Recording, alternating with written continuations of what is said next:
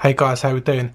Now, I know I've recently started doing my prediction videos for TNA, but I haven't done one of these videos for a little while where it's more of a rant on wrestling in general, such as Bound for Glory 2011, okay?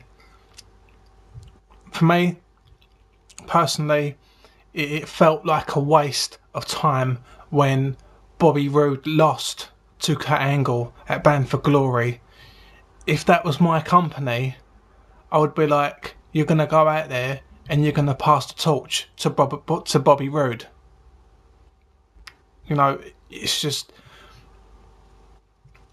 it felt like a waste of time.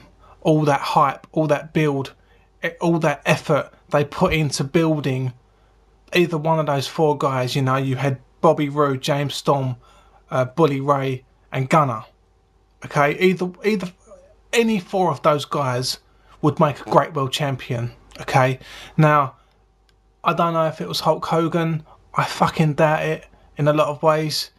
I think it's Kurt Angle's ego more than anything else. You know, to me, if I was a pro wrestler and I was in my 40s and I had the TNA world title, you know, 3 or 4 times, he's had it as many times as that, and I was leaving to go to the Olympics, what better way, you know, I lost a lot of respect for Kurt Angle when he won, when he defended his belt against Bobby Roode, you know, and look who's the world champion now.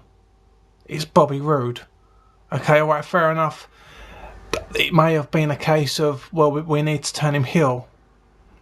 You know, I kind of understand it in that respect.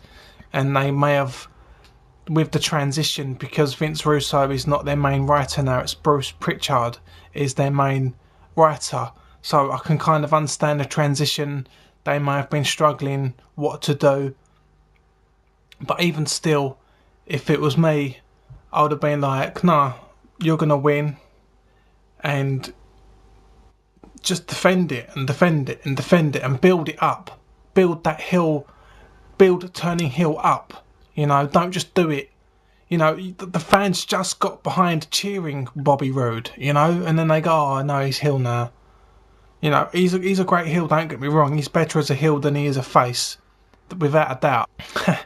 And you know what? The only reason Kurt Angle lost that world title is because of an injury.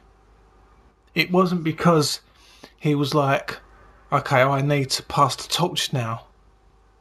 He would have held on to that title if he could still defend it, if he could still wrestle. He would still be there, boring the shit out of me, personally. Don't get me wrong, Kurt Angle's good. He's a good wrestler, but he's not great. He's not the greatest.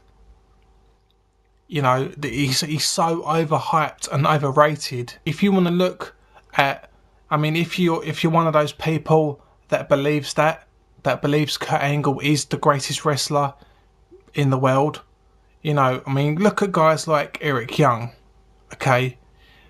That, to me personally, that is the guy who is the greatest wrestler in the world today. You know, that's just my personal opinion. Eric Young has got everything. He's got a personality, he's got psychology. They're two of the main things it takes to be a great and successful professional wrestler in the business. And he's got both.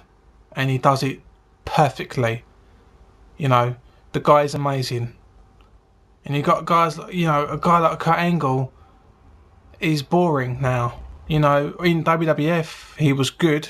His personality was quite good, but why was that? It was because it was written for him. They built a character, you know?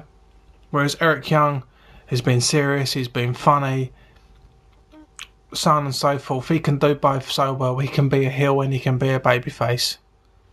And it's only because he doesn't get mic time, the fans are not strongly behind him. But they still get into his matches. Or turning point, and the two key matches for me that night was Eric Young versus Robbie E. Robbie E beat Eric Young for the television title. I wasn't like that disappointed that Eric Young lost. As long as Eric Young gets pushed to the main event where he should be. You know, in my opinion, Eric Young is the cream of the crop. He is the greatest wrestler in the business today, hands down. Okay, I know in WWE you got CM Punk.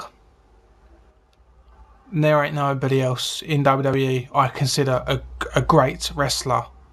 CM Punk is an exception. I'll make an exception for CM Punk. He's one of them guys that's like, yeah, he's pretty good at what he does. Dolph Ziggler's okay, but that's enough of that. Whereas Eric Young, oh man, Eric Young is quality. The first time I saw Eric Young was when he was doing his nerd gimmick. Okay, now what has Eric Young done? Okay, he's been the funny guy, he's been the serious guy, he's been the nerd. Okay, not a lot of wrestlers can change that much and adapt to a style and stick to it. Yeah, anyway, the first time I saw him was when he had his bleached blonde hair and he was a nerd and he was scared of his own fireworks, and instantly I was like, I like that dude. That guy has got it. Okay, like Jake the Snake, like Mr. Perfect, like the Macho Man, Roddy Piper. There's more, but I'm talking more about personality. The Rock, Steve Austin, why not chuck those names in there? The guy has it. I would love to see Eric Young and AJ Styles. I would love to see Eric Young and Bobby Roode, James Storm, Gunner, Kazarian, Bully Ray. That would be a great storyline. Well, that'd be really cool. Yeah, but anyway, that in a lot of ways was, for me, the match of the night, because I'm an Eric Young fan at the end of the day. He's my favourite wrestler today. So, but the main event was really good. Bobby Roode defended his world title. It's a long time coming, isn't it, for Bobby Roode to win that world title. I kind of don't like the way James Storm won and then lost a week later. Or 2 weeks, whatever it was. It was a week or two.